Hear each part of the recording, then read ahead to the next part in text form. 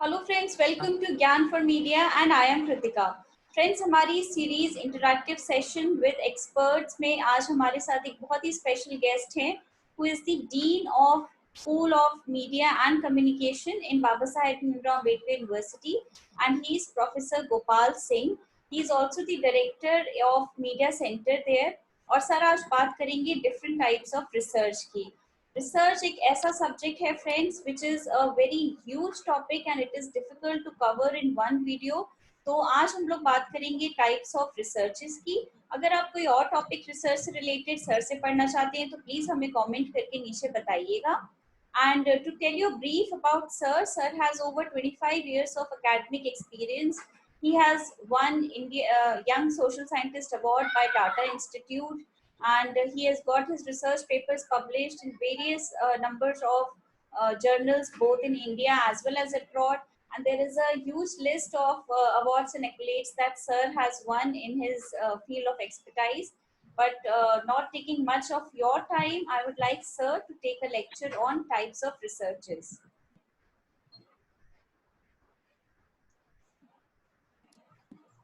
Sir, over to you. Thank you Kritika. आज हम बात करेंगे टाइप्स ऑफ रिसर्च की। सबसे पहले मैं रिसर्च के बारे में थोड़ा सा बता दूं कि what is research. Actually research means you are going to search for something new. कुछ नया जब आप खोजते हैं, लेकिन उसका तरीका अलग होता है। आप इंट्यूशन या अथॉरिटी या किसी के कहे के अनुसार नहीं करके आप इसको एक सिस्टमेटिक स्टडी के द्वारा प्राप्त कर सकते हैं। सिस्टमेटिक हो, साइंटिफिक हो और बहुत ही रिगरस आप जो रूल्स एंड रेगुलेशंस या मेथड्स जो है उसको अपनाते हैं और उसके द्वारा कुछ ज्ञान की बात आप प्राप्त करते हैं, नई बात प्राप्त करते हैं, तो उसको आप रिसर्च कह सकते हैं। खास करके सोशल साइंस रिसर्च की जब आप बात करते हैं तो ये सामाजिक सरोकारों से किसी फिनोमेना, किसी इशू को आप सर्च करते हैं, उसके बारे में आप सिस्टमेटिक ढंग से कुछ नया प्राप्त करने की कोशिश करते हैं, रिसर्च प्रॉब्लम के साथ आगे बढ़ते हैं और एम्पिरिकली आप स्टडी करते हैं। आप ऑब्जर्वेशन बेस्ड हो सकता है या आपका इंटरव्यूइंग के द्वारा हो सकता है। You can gain information through questioning, observation, it may be participant observation also. तो इसके आधार पे जब एम्पिरिकली आप स्टडी करते हैं और कुछ सिस्टमेटिक ढंग से उसका एनालिसिस करके कुछ इंफॉर्मेशन प्राप्त करते हैं, कुछ ज्ञान में बढ़ोतरी करते हैं, तो आप इसको आप रिसर्च कह सकते हैं। सबसे पहले एक रिसर्च साइंटिस्ट ने एक मॉडल दिया रिसर्च का। हालांकि सबसे पहले का कॉन्सेप्ट यहाँ उस रूप में मैं नहीं कह रहा हूँ, जस्ट उन्होंने एक मॉडल दिया जिसको उन्होंने नाम दिया पापा मॉडल। मीन्स उन्होंने 4 टाइप्स ऑफ रिसर्च की बात की। पापा, PAPA। P, first P stands for pure research, that is concerned solely with scientific outcomes of interest to scientists, आप कह सकते हैं। जो और ये जो है ये केवल नॉलेज के पॉइंट ऑफ व्यू से आप कह सकते हैं। अगर कम्युनिकेशन की बात हम करें या मीडिया रिसर्च की बात करें तो इसमें कुछ ऐसी चीजें, ऐसे थ्योरीज डेवलप करने की बात होती है जिसमें आप नॉलेज में उस फील्ड से संबंधित नॉलेज में बढ़ोतरी करते हैं। You increase, you add something new to the existing knowledge and you may add something, you may discard the old existing knowledge and give your own something new based on your research, और कुछ add भी कर सकते हैं। तो ये research आप कह सकते हैं। पर्पस जो होता है रिसर्च का, रिसर्च को डिफाइन करने की बात होती है। तो पापा मॉडल के अंतर्गत जो प्योर रिसर्च है उसमें आप नॉलेज प्राप्त करते हैं, नॉलेज के लिए करते हैं, some to develop some new theory, इसके लिए कर सकते हैं। दूसरा है अप्लाइड, जो PA stands for applied, that is concerned with the topics that have potential for practical application but without a particular way of implementing the results in mind.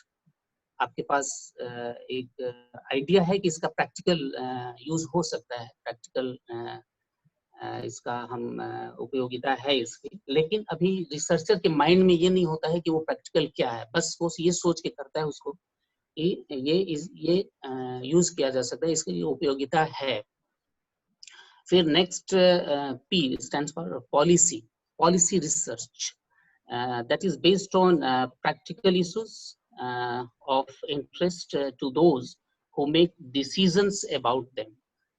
Government agencies हो सकती हैं, गवर्नमेंट डिपार्टमेंट्स हो सकते हैं जिनको कुछ नीतिगत चीज़ों पे कुछ इंफॉर्मेशन चाहिए, जिसके आधार पे वो आगे की पॉलिसी निर्धारित करें। कोई प्रोजेक्ट चल रहा है या कुछ इस तरह की बात है जिस पे वो चाहते हैं कि इसको और बेटर कैसे किया जाए, तो इस पे कुछ और वो रिसर्च करके इस तरह की बातों पे रिसर्च प्रॉब्लम्स पे करके और फिर उसको नीतिगत चीज़ों में के अनुकूल ढाल सकते हैं, उसको उपयोग कर सकते हैं जो पॉलिसी रिसर्च के अंतर्गत। लास्ट है एक्शन रिसर्च, जो that is concern with working on particular practices in order to improve them.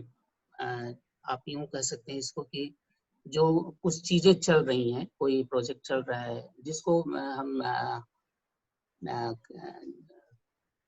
जो रिसर्चेज होते हैं, कुछ समेटिव रिसर्चेज या इस तरह के रिसर्चेज जो होते हैं जिनको हम कहते हैं, जिसमें साथ साथ आप या कंक्लूड होने पे आप उसका इवेलुएट करते हैं और उसके आधार पे आप उसको एक्शन, जैसे मार्केट रिसर्च, मार्केटिंग रिसर्च में तुरंत उसकी जरूरत होती है एक्शन रिसर्च की। तुरंत आप कह सकते हैं कि जो आउटकम होगा उसको हम यूज करेंगे। एक आप कह सकते हैं करंट में आपके सामने कोई प्रॉब्लम है जिसको सोल्यूशन आपको चाहिए, तो उस संदर्भ में इस तरह के रिसर्चेस आप करते हैं। दूसरा एक तरीका है जो पर्सपेक्टिव पे है।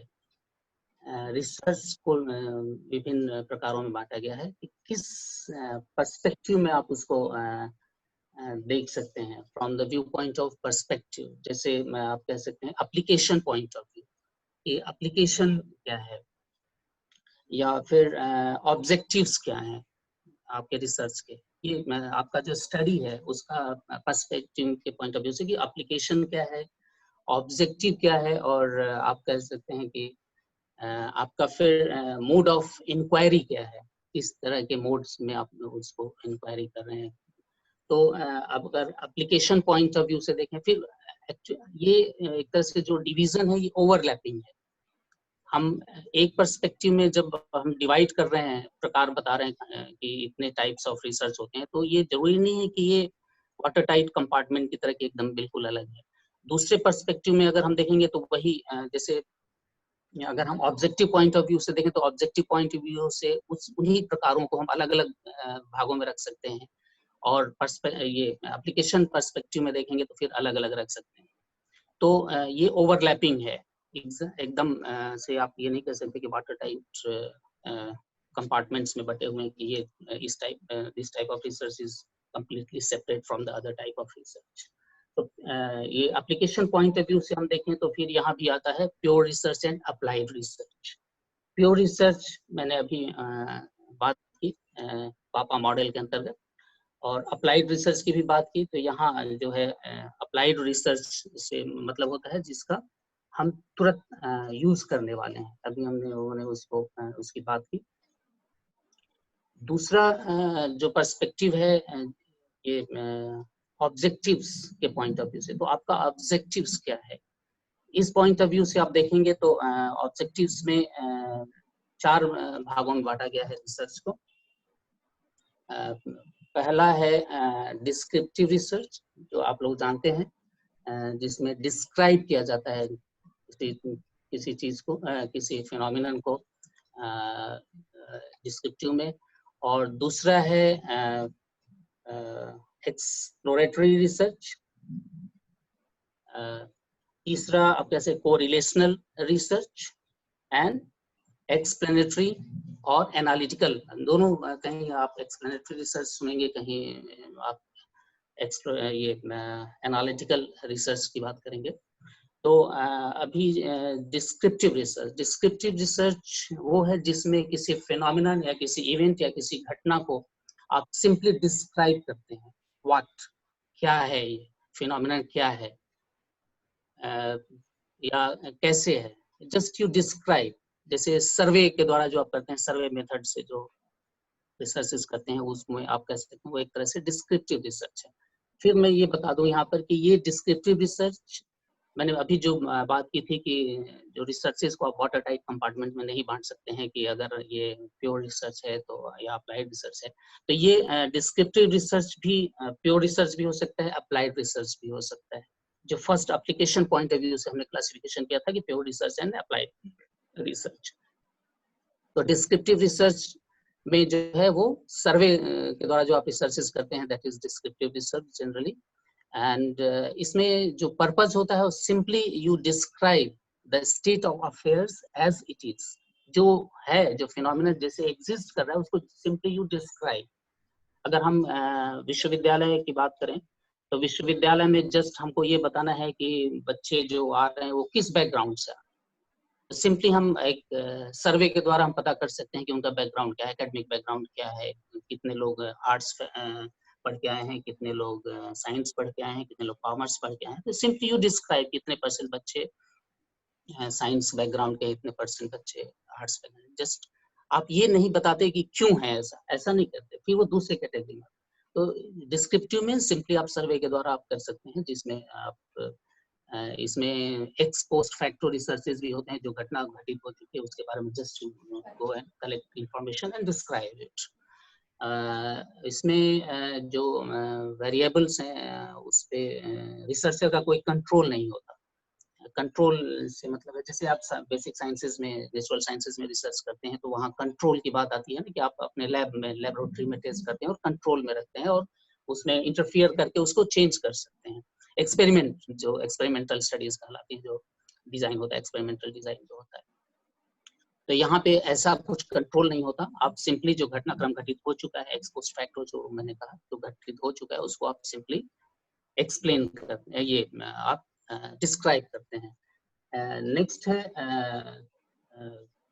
कोरिलेशनल, मैंने बताया था आपको, और एक्सप्लोरेटरी एंड एक्सप्लेनेटरी। तो नेक्स्ट एक्सप्लेनेटरी या एनालिटिकल रिसर्च जिसको आप कह सकते हैं, इसमें आप, मैंने बताया कि आप इसमें जो डिस्क्रिप्टिव है उसमें आप व्हाट जो है कि क्या है वो उसको आप करते हैं, जबकि इसमें आप एक्सप्लेनेटरी में आप वाई की बात करते हैं, एक्सप्लेन करते हैं या एनालाइज करते हैं, वाई एंड हाउ, ये कैसे हुआ, क्यों हुआ, इस तरह की बात आप करते हैं। और यहाँ पे आप डिस्क्रिप्टिव से एक कदम आगे जाते हैं और उसमें फिर आप बताते हैं कि कैसे इसमें चीज़ों को क्यों होती हैं, कैसे होती हैं, you simply explain and analyse.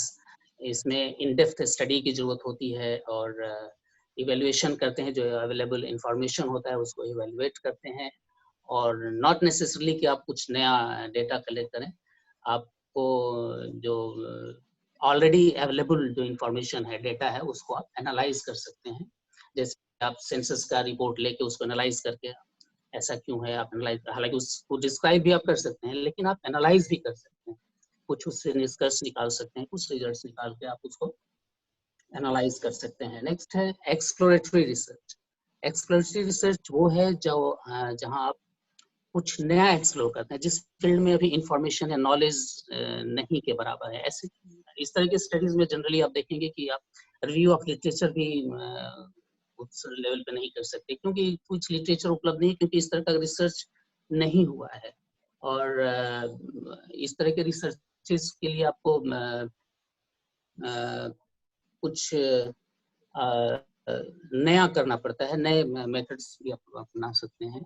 और इसमें जनरली कुछ भी आपको गाइडलाइन के तौर पे आप कह सकते हैं कि ऐसा कुछ नहीं है। तो आप एक्सप्लोर कर रहे होते हैं नई चीज़ों को। इसलिए इसमें मैंने बताया कि रिव्यू ऑफ लिटरेचर भी जनरली नहीं होता है, या होता है तो बहुत कम होता है, बहुत कम आपको प्रीवियस स्टडीज़ मिलती हैं। दूसरे आप कह सकते हैं एक्सप्लोरेटरी में, इसीलिए इसमें हाइपोथेसिस भी जनरली आप नहीं लिखते हैं, नहीं देते हैं, क्योंकि हाइपोथेसिस टेस्टिंग भी नहीं करते, क्योंकि आपको पता नहीं है कि what you are going to find out आप एक्सप्लोरेटरी में। और इसमें आप कह सकते हैं कि जो नया है, या कभी-कभी आप फिजिबिलिटी या पायलट स्टडी के तौर पे भी करते हैं कि जो फील्ड आप चुनने जा रहे हैं, जो रिसर्च प्रॉब्लम है उसमें, जो स्टडी एरिया है आपका, उसमें आप कर किस लेवल तक या क्या रिसर्च कर पाएंगे, या कर भी पाएंगे कि नहीं, इसकी फिजिबिलिटी भी आप टेस्ट करते हैं, या पायलट टेस्टिंग करते हैं कि इसमें और क्या क्या हमें तैयारी करनी पड़ सकती है। तो एक छोटे लेवल पे भी स्टडी करते हैं। तो ये ऐसे समय में इस एक्सप्लोरेटरी स्टडी को आप फिजिबिलिटी स्टडी और पायलट स्टडी आप कह सकते हैं। कोरिलेशनल रिसर्च वो है, कोरिलेशन स्टडी में जनरली आप वेरिएबल्स के बीच में आप ये एस्टैब्लिश करने की कोशिश करते हैं या फाइंड आउट करने की कोशिश करते हैं कि इज देयर सम एसोसिएशन और relationship between the two variables. तो क्या कोई कोरिलेशन है, कोई ऐसा है, कोई ये कोरिलेशन कॉज एंड इफेक्ट का भी हो सकता है, जिसको कॉजल रिसर्च कहते हैं, कॉज एंड इफेक्ट रिसर्च कहते हैं, जो जनरली एक्सपेरिमेंटल स्टडीज में होता है या लॉन्गिट्यूडनल स्टडीज में होता है। तो ये कोरिलेशनल में आप कह सकते हैं कि you simply try to establish some association